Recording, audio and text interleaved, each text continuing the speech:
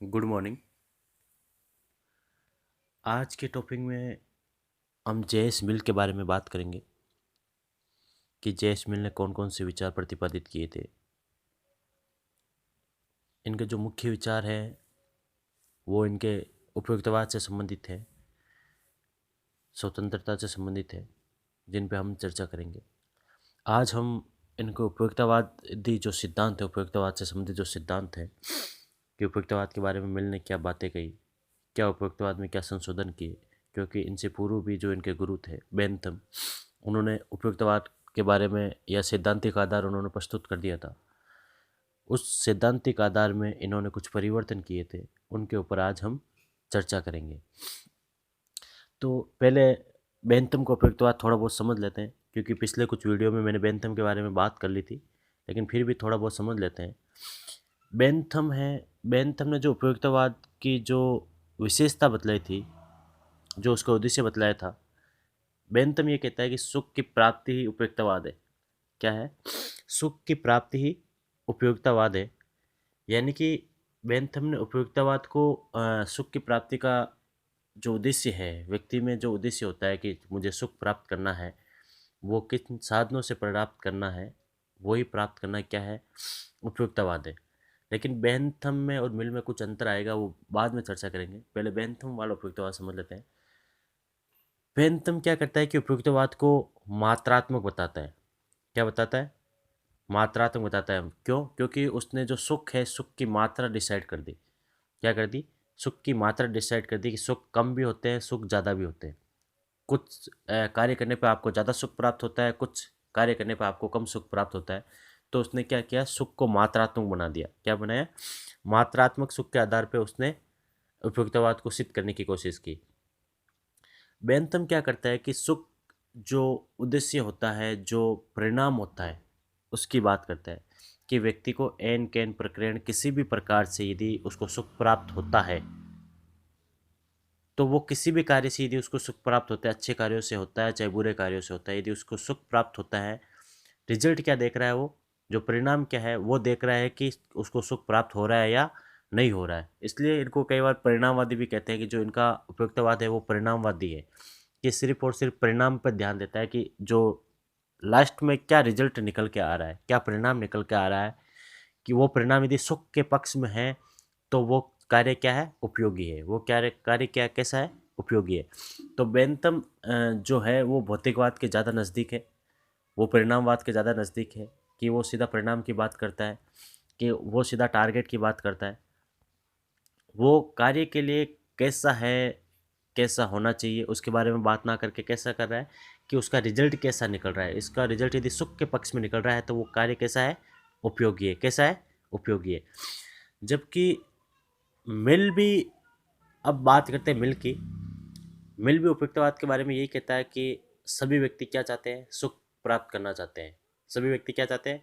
सुख प्राप्त करना चाहते हैं। वही उपयुक्तवाद है। वही उपयुक्तवाद है।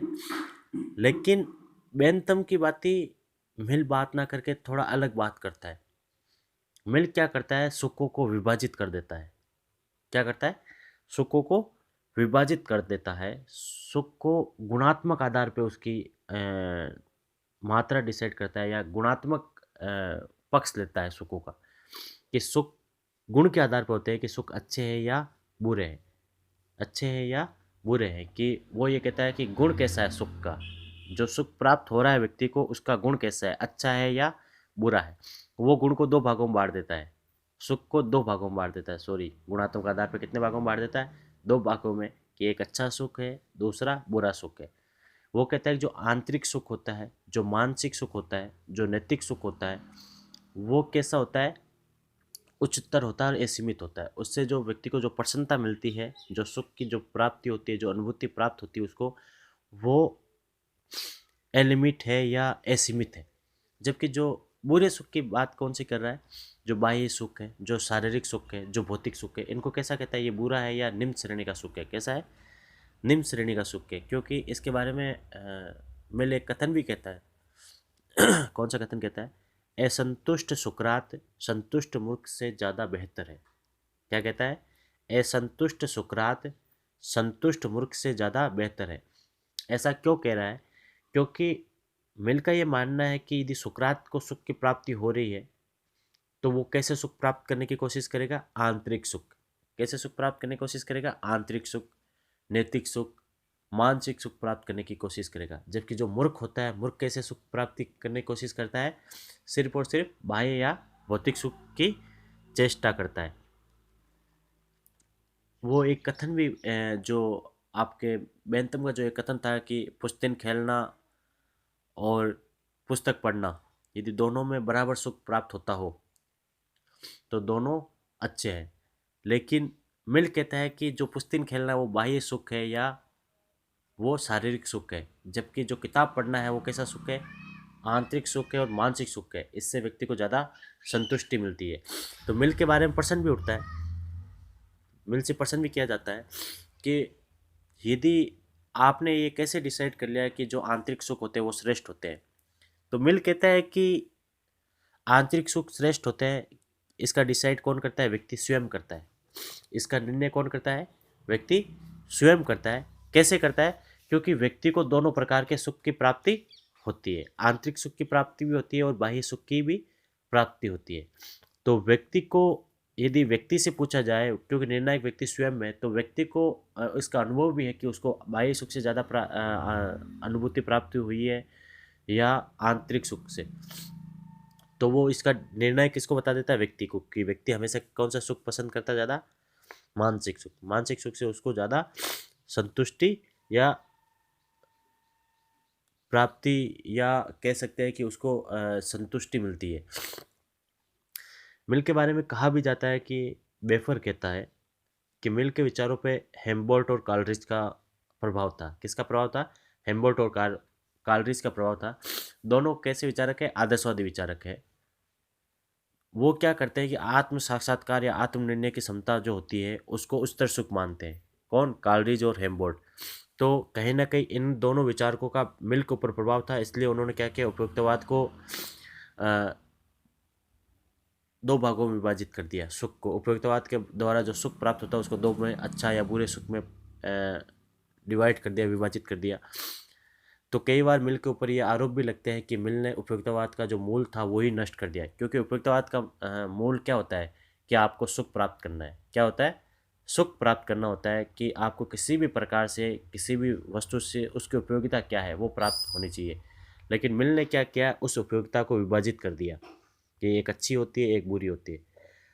अच्छे में उसने आंतरिक सुखों को ले लिया। तो इससे ऐसा लगता है कि मिल उपयुक्तवाद की चर्चा ना करके किसकी चर्चा कर रहा है? व्यक्ति के व्यक्तित्व के विकास की बात कर रहा है।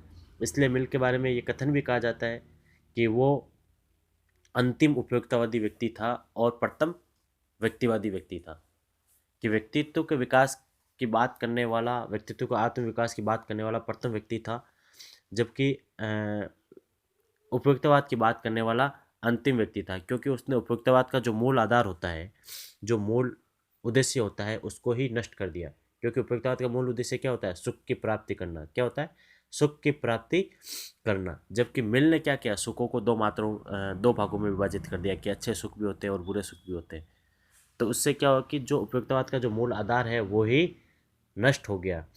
उसने क्या कर दिया कि सुख को प्राप्त करने के लिए साधन कौन से प्रयोग होते हैं वो भी अच्छे होने चाहिए। यदि अच्छे माध्यम से, अच्छे साधन से आपको सुख प्राप्त हो रहा है तो वो अच्छा सुख है। यदि आपने बुरे साधनों के माध्यम से सुख प्राप्त किया तो वो कैसा सुख है? बुरा सुख है। तो इसलिए इनके ऊपर आरोप लगते हैं कि ये अंतिम उपयोगितावादी विचारक थे और प्रथम व्यक्तिवादी विचारक थे।